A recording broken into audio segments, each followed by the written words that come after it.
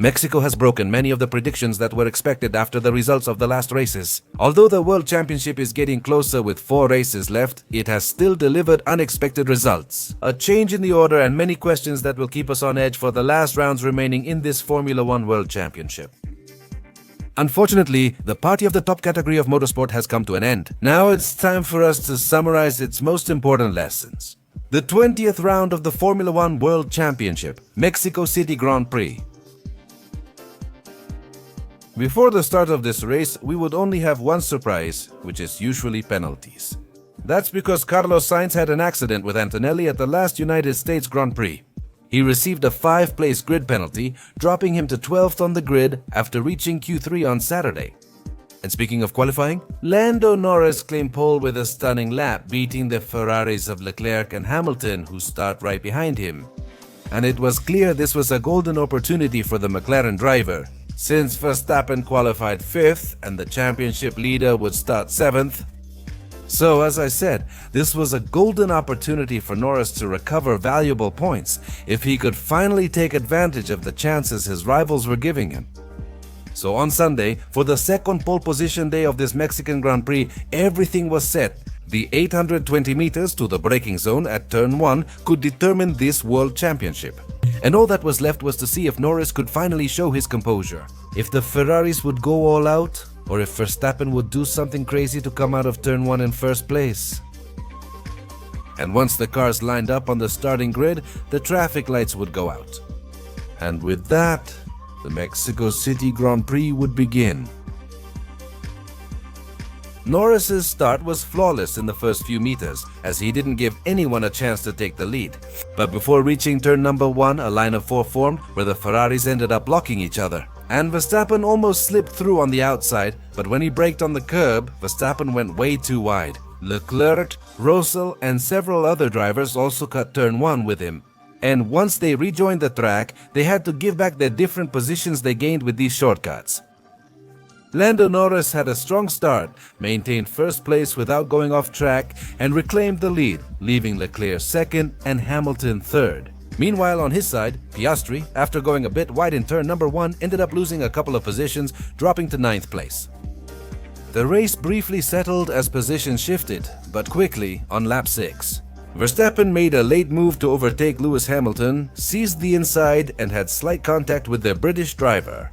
Hamilton held his ground, forced him off the track at the next corner, and Verstappen cut it. So, as they head out towards turn 4, Hamilton has more speed, but ends up locking up the wheels under braking, cutting through the whole of turn 4 along with turn 5 and not giving the position back to Max Verstappen. But that's not all, as Russell slipped through from behind, and both Verstappen and the British driver exited the next corners poorly. Berman, his sense of reality warped and cambia music fit for a minibus driver. He gets ahead of every single driver in front of him, managing to slip into 4th place, after overtaking Russell and Verstappen with an exquisite maneuver. This also put Russell in a tough spot and he lost his place to teammate Antonelli. The funny thing, nothing would work out for Hamilton, and it wouldn't be cheap. The stewards gave him a 10-second penalty for leaving the track and gaining an advantage, which would have ruined his race. Now, Oliver Berman was holding up the group of drivers behind him, causing them to lose significant time. Piastri had to use the train Berman was creating to get closer to the other drivers. But he was being blocked by the Red Bull of Yuki Tsunoda, whom he would manage to overtake on lap 11 to move up to 8th place in this Grand Prix. After these somewhat chaotic opening laps, the race started to stabilize a bit.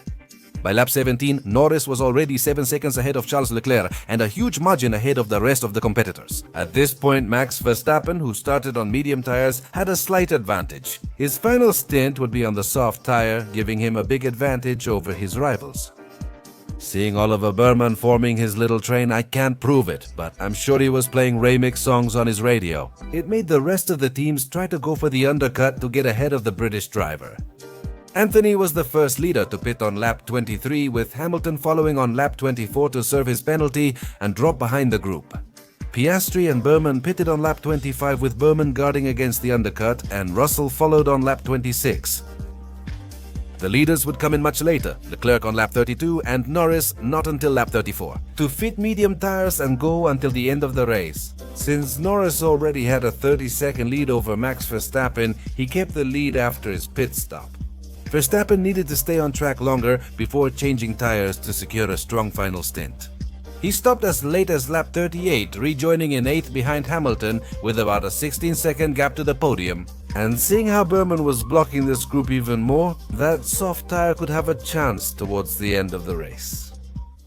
Up ahead, since Antonelli couldn't get past my new favorite minibus driver, it made Russell start ranting over the radio, saying he had more pace and that Antonelli should let him through to try a move against his compatriot, promising the team that if he couldn't get past Berman, he would give the position back. Mercedes ended up accepting the deal, but unfortunately for Russell, George couldn't do it either. He stayed behind the Haas, overheated his tires, and by then Piastri had caught up. Verstappen had already passed Lewis Hamilton and was now a serious threat to his position. And since they weren't able to overtake on track at this particular point in the race and were still stuck behind Oliver Berman for the teams, it was time to go for another strategy. He will go for 2 pit stops. The problem is that almost all the teams took too long to make this decision, and when they did, it was pretty much useless. On lap 48, Antonelli, Piastri and Hamilton switched to soft tires. Due to a slow Mercedes stop, Piastri gained a position. Berman and Russell did it a lap later, but they were able to protect their positions from the undercut. After all these pit stops, they cleared a path for Max Verstappen to jump to 3rd place. And Russell, at this point, he was still gulping down Berman's dirty air, unable to overtake him, which was making his soft tires overheat. On lap 53, Piastri made a good move and took 5th place from him. Now, the Australian driver had the task of going after Berman to try to save his lead in the driver's standings. And since Russell was never able to get past his teammate, in the end, the team ended up forcing him to keep his promise and give the position back to his teammate. Despite this, there was still a lot of race left. On lap 64, Bortoleto made a brilliant outside pass on Haier at turn 1 to claim the final point spot in the race. Along with 2 chases, valuable points were at stake in the battles between Verstappen and Leclerc and Piastri and Berman. Verstappen was rapidly closing in on the Monegasque driver, who was struggling with heavy tire wear, while Verstappen maintained a much stronger race pace. In the final laps of this Grand Prix, both drivers focused on closing the gap and getting within drag reduction system range. Verstappen succeeded in the final laps, launching his first attack on lap 70. He couldn't pull it off, but ended up very close to the Ferrari driver. So it seemed like it was only a matter of time before the move happened, but in the end, the bell ended up saving Charles Leclerc. Because due to a spin by Sainz in the Photosol and a slight contact with the wall, also, the Fédération Internationale de l'Automobile reportedly believed Sainz's car was on fire. Although the Spanish driver parked safely, a virtual safety car was declared, removing the final lap battle between Max Verstappen and Leclerc. Although the virtual safety car ended after lap 71, both drivers had already passed the drag reduction system zones, which was important, causing Max to lose his chances of capturing that 2nd position and those valuable points he could have earned. Oscar Piastri had a similar experience. Despite reaching drag reduction system range of Berman, he couldn't pass him. With this, the Grand Prix came to an end. And ladies and gentlemen, crossing the finish line on lap 71 and having pulled 30 seconds ahead of Charles Leclerc, Lando Norris won the Mexico City Grand Prix. Lando Norris claims his 6th win this season, marking a decisive victory. Thanks to his rival's results, he regains the lead in the Drivers' World Championship after losing it at the Canadian Grand Prix when all seemed lost. After Sandboard's engine failure, the British driver once again leads the drivers' standings, with 4 races remaining to finish this season.